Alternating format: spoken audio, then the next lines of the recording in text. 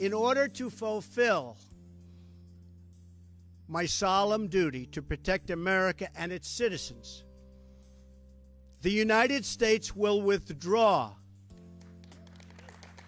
from the Paris Climate Accord. The presidential decision that rocked the international community today, striking a major blow to worldwide efforts to combat climate change and prompting San Diego lawmakers to fire back. When they hear me talking with somebody, they say, "Good job, Mom. You are speaking very good now. I'm so proud of you." The reality for hundreds of thousands of parents in San Diego County, and the program helping bridge the language gap. So the biggest concern right off the bat was the fact that if you asked 10 people what their version of a great sunset is, you'd probably get 10 different answers. And predicting perfect sunsets, KPBS Evening Edition starts right now.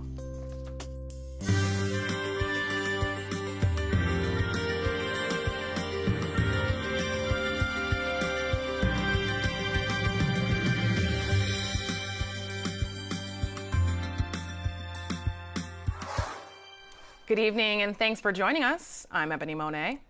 Saying the deal is unfair to the United States, President Trump says the country will immediately stop all implementation of the Paris Agreement standards.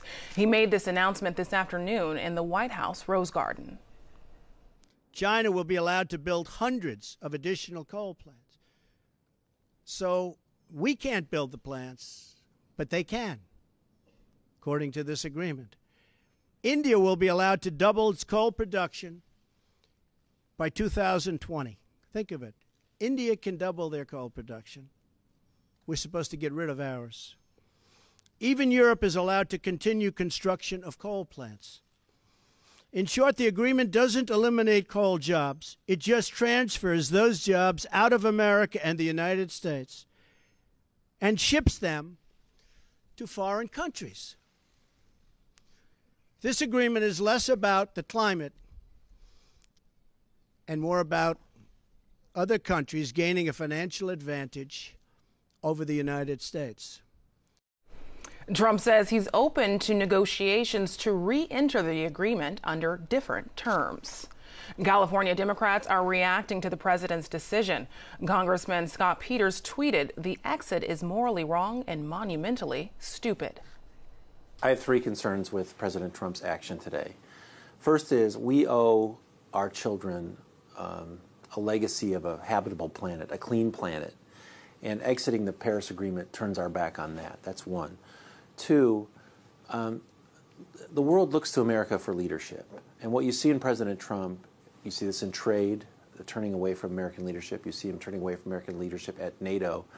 Now, with respect to the environment and climate, we're taking ourselves out of a place where we can guide the discussion. We can create a better deal for our own companies and for our own workers. We're exiting. We're leaving the table, just like Nicaragua and Syria. And that's not where America needs to be. America needs to be not just at the table, but at the center of world leadership. And third, we have a tremendous opportunity in job creation here that we're walking away from. China is outsmarting us here. Don't think that China's getting away with something by signing this agreement. They're going to reduce their greenhouse gases by 60 to 65% over the next 2 decades. They're closing coal plants. They've canceled over 100 coal plants that they plan to build because they know that coal's not the future. They're going to be creating jobs in China in the clean energy economy. Why aren't we? In California, Governor Jerry Brown called Trump's announcement today a deviation from the world norm and a huge step backwards, pointing out the U.S. is now one of only 3 countries in the world opting out of the agreement. We found in California that clean technology creates hundreds of thousands of jobs. We have, in effect, the Paris Agreement, and our economy is growing much faster than the national average. So we are doing what President Trump says is impossible. We're observing the Paris Agreement, or its equivalent, and we're creating jobs. Our coverage on the president's decision continues tonight on PBS NewsHour. We explore the consequences of the withdrawal tonight at 7, right here on KPBS. Federal officials will talk about this year's massive cross-border sewage spills at a public hearing in Imperial Beach tonight. KPBS environment reporter Eric Anderson has details. International Boundary and Wastewater Commission officials will present their investigation into the sewage spills that fouled coastal waters off San Diego back in February and January. Mexican officials say more than 200 million gallons of sewage was unaccounted for during those rainy months. One single spill in February put millions of gallons of raw sewage into the Tijuana River. IBWC spokeswoman Lori Kuzmansky says there is still a lot of work that needs to be done. We're just trying to work towards solutions, and it's going to take some time. It really is going to take some time. So we understand people are upset, but, you know, we are working on binational projects, and like I said, it's just going to take time. Kuzmansky says communication with Mexico has improved, and that country is buying new equipment to handle sewage on their side of the border.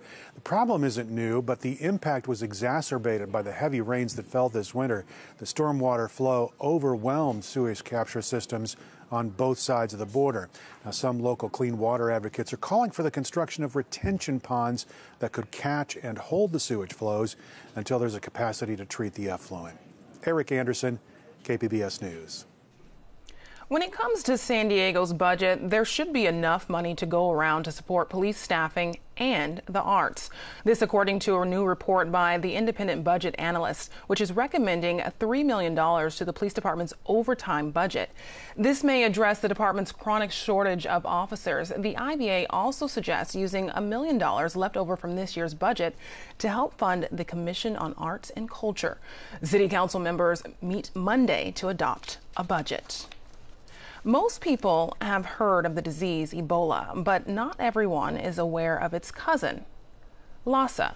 KPBS science reporter David Wagner says it's also deadly, and San Diego researchers have taken an important step towards developing a vaccine for the virus.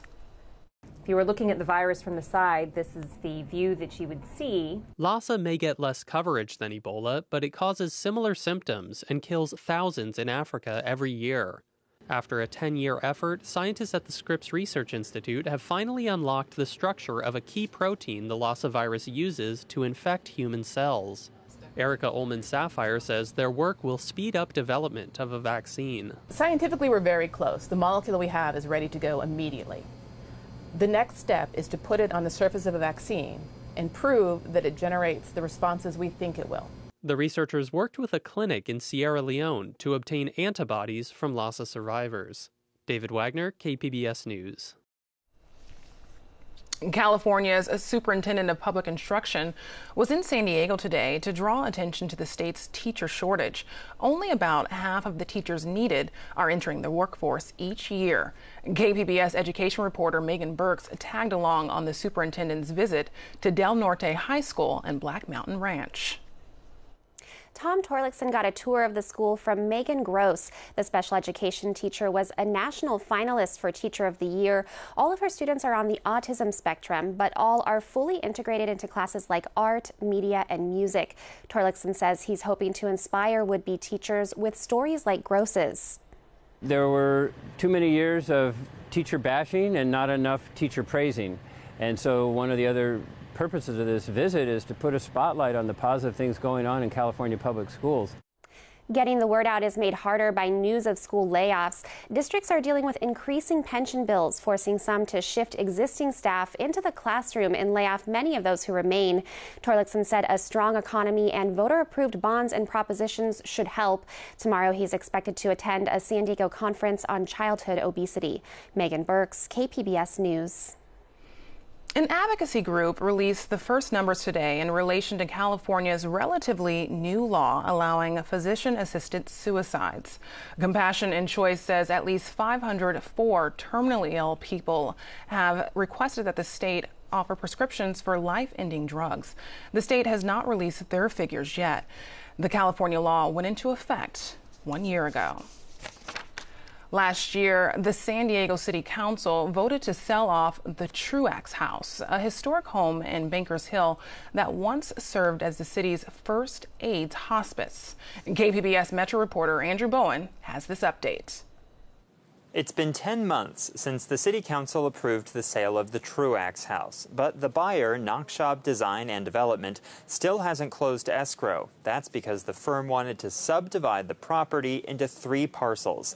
Officials on Thursday approved that request, which the developer says will make it easier to preserve the historic home while building new housing around it.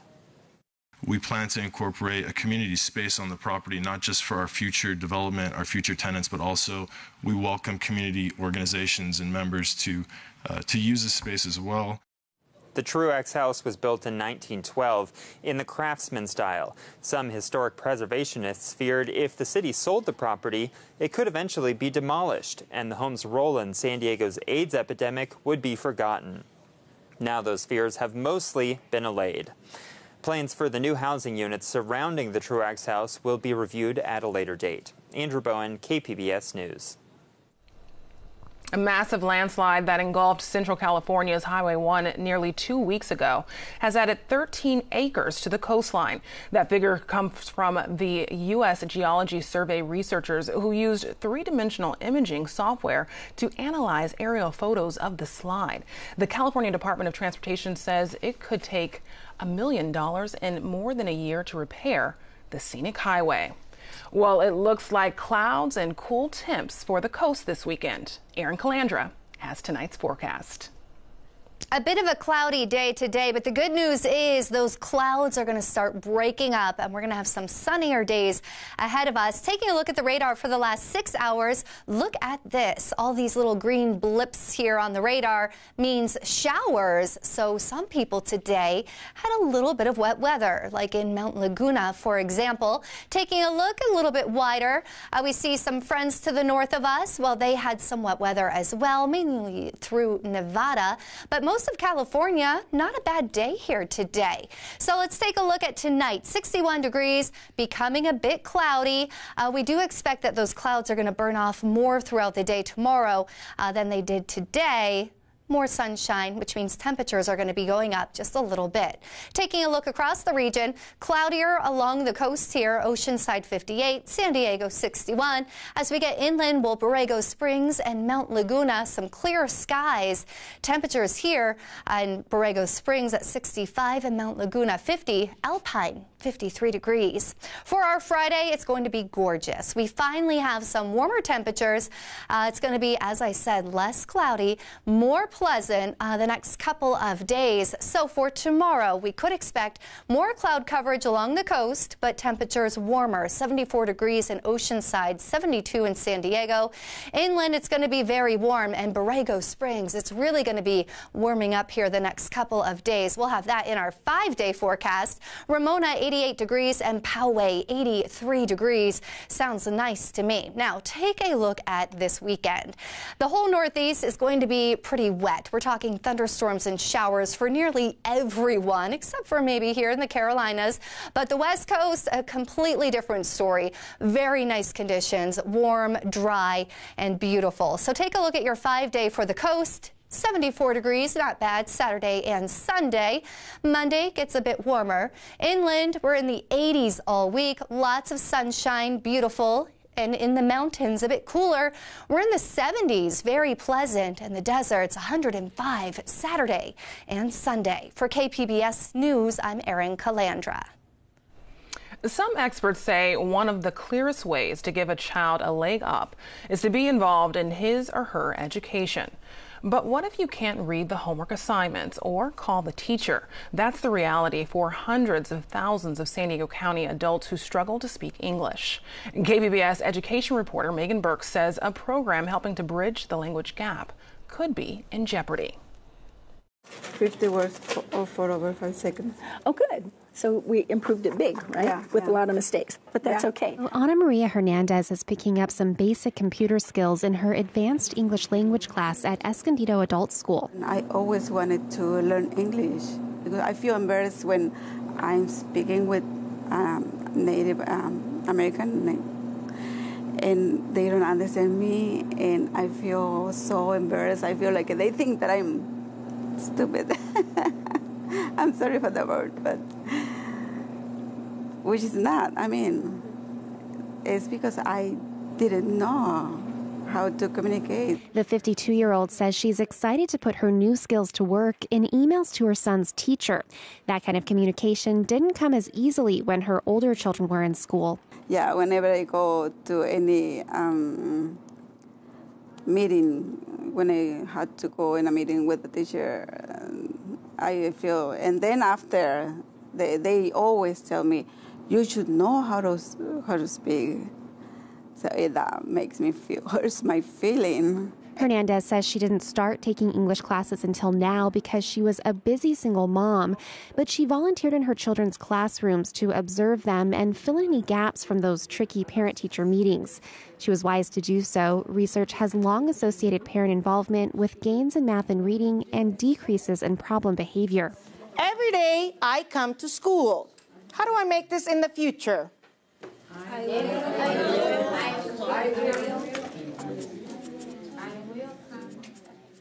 Very good. Tomorrow or next week, I will come to school. Escondido Adult School has been adding English classes to keep up with increasing demand, particularly from parents at local elementary schools. Let's go back to number 1 and review. But new federal guidelines passed under the Obama administration are shifting the focus of adult education from enrichment to job placement, a change expected to stay under President Trump.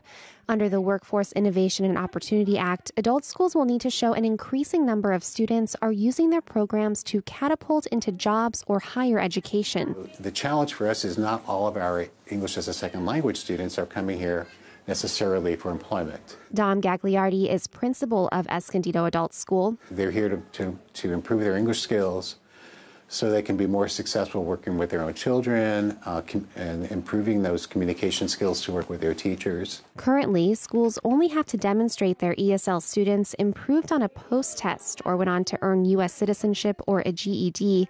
Now the government also wants schools to track student employment after they leave the class. The rules aren't yet finalized, but could tie a portion of funding to job placement. Gagliardi says if schools lose funding, they may have to separate out students who aren't looking for jobs and make them pay for their lessons. Currently, the classes are free to preserve access for low-income students. I think for the time being, everything will stay as is, and then we'll see what the data looks like. When I say we, all the principals and directors are concerned what that data will look like. You know, I think that is a valid concern. Andrew Picard is Director of Programs for San Diego Workforce Partnership. It administers the federal dollars locally and manages job training and placement programs. Picard says the new focus on job placement does have an upside. There currently aren't enough skilled workers to staff the region's growing industries. We see that there's skills gaps. So San Diego as a region, I think, attracts a lot of talent. We're one of the biggest applicants for H-1B visas, so people who are coming in overseas, which we'd really like to grow more homegrown talent here in San Diego County. Very good. As for Ana Maria Hernandez, she'll likely score Escondido Adult School some points under the new rubric. She's hoping to get a better job. One thing that won't count. When they hear me talking with somebody, they say, "Good job, Mom. You are speaking very good now. I'm so proud of you." Adult school administrators will find out next fiscal year how large a role job placement plays in their funding. They just hope there's some recognition that simply closing the language gap for one generation Will you come to class tomorrow? could close the achievement gap for another. Megan Burks, KPBS News. Wonder Woman opens this weekend with strong women both in front of and behind the camera. But KPBS arts reporter Beth Accomando says heroes aren't the only thing you'll find in theaters this weekend. Saying Wonder Woman is the best of the current crop of DC movies is not quite fair to Patty Jenkins' film. In recent years, DC has delivered a series of leaden, humorless, and somber films featuring its iconic Superman and Batman. Stay here. I'll go ahead. Now Wonder Woman arrives like a breath of fresh air. Jenkins delivers Wonder Woman's origin story. And although it's uneven and overlong, it finds humor, humanity, and an appealingly old-school sense of honor in its title character. This marks a definite step forward for female superheroes and for women directors.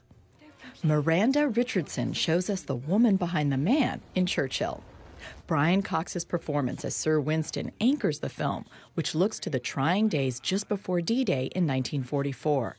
The film shows us a more doubting and vulnerable Churchill than we've seen before, and suggests that his wife Clemmy played a significant role in those difficult times.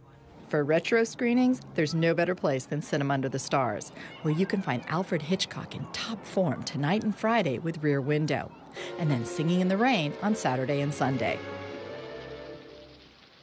And just a heads up for next week, Cinema Under the Stars will host the film noir classic Out of the Past, starring Robert Mitchum and a ruthless Jane Greer. You didn't have to kill him. Then, TCM continues to bring classics back to the big screen with a special 45th anniversary show of Francis Ford Coppola's The Godfather, starring Marlon Brando and Al Pacino. That's an offer you can't refuse. Beth Accomando, KPBS News. Do you ever find yourself chasing the perfect sunset, a brilliant transformation of the sky at Moonlight Beach?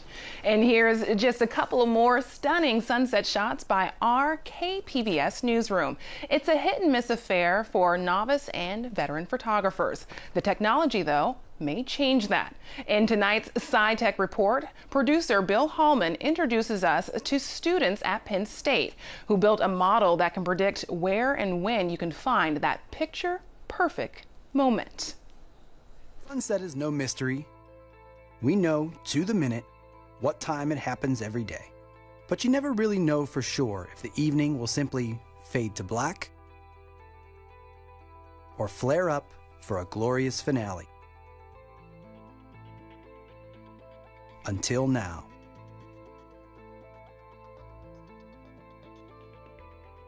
A group of former and current Penn State students are using the same data meteorologists use to predict the weather to predict fiery skies. And it all got started with a box of pizza. We knew Steve was one of the best computer programmers we knew here at Penn State University, and he was a meteorologist and a meteorology student. So Jake and Ben actually messaged me. I was a sophomore at the time, and they promised me free food.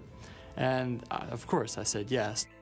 That meeting between Jacob DeFlitch, Steve Hallett, and Ben Reppert was the beginning of SunsetWX.com. The website publishes 4 maps a day predicting the best places on the planet to view vivid sunsets and sunrises. But before they could forecast beauty, they needed to define it. So the biggest concern right off the bat was the fact that if you asked 10 people what their version of a great sunset is, you'd probably get 10 different answers. So then we started thinking to ourselves, okay, what constitutes a good sunset? The group opted for vivid colors over clear skies. And that was the foundation for their formula. It takes into consideration moisture at more than a dozen different layers of the atmosphere, pressure patterns, and clouds. An ingredient the group considers the canvas for the perfect sunset. It's kind of, if you think of like a big projector screen at a drive-in movie, the radiation, the visible light from the sun illuminates the underside of a deck of high clouds and then projects light onto it. A custom algorithm crunches the data and scores the best locations with the brightest colors. It didn't take long for the concept to catch on. So on the 22nd of November, 4 days after our launch, our model was predicting this incredible strip of color along I-95, the big hubs, Washington, Philadelphia, New York, Boston. And we thought, okay, tonight's going to be like a crazy night for interacting. They were right. This is the map they put out, and this was the sky. And I was, okay, well, this is just about to go next level. And then, CBS contacted us. How do you predict the perfect sunset? We decided to go along the scale of vividness. How bright? Yes, how bright. How, I guess you could say the wow factor. Since that forecast in 2015, SunsetWX.com has been featured on CBS Saturday Morning, Good Morning America, and on websites like Slate and 538.com. So I wanted to find out for myself, does it work? All right, so I'm standing outside of my office at Innovation Park. The SunsetWeather.com map was a bright orange when I left. Take a look at the sky. It's beautiful, full of bright pinks, oranges. This video probably won't do it justice, but it is awesome. I would say that this is a verified forecast for tonight. We touched on a lot of photographers, meteorologists, television meteorologists, filmmakers. We really opened up our own eyes to just how much of an audience there is for this. The team has recently brought on a fourth member to help them create an app and an interface that'll allow outside developers to use their data. But as they focus more energy on the business, they're trying not to forget the most important part of any sunset: seeing it. We get so caught up in our daily lives with using electronics, and we're stuck in the office behind a cubicle on a daily basis that we seldomly go out and just take a breather and enjoy, what we have around us. My goal is for it to be used by anyone who loves the sunset and sunrise. The bottom line is provide a tangible relation between the weather, stopping and really taking time to pause within your busy day and just admiring what nature has to give you. That story comes to us from SciTech Now, which can be seen Sundays at 5:30 right here on KPBS. You can find tonight's stories on our website, kpbs.org/evening edition. Thanks for joining us. Have a great night.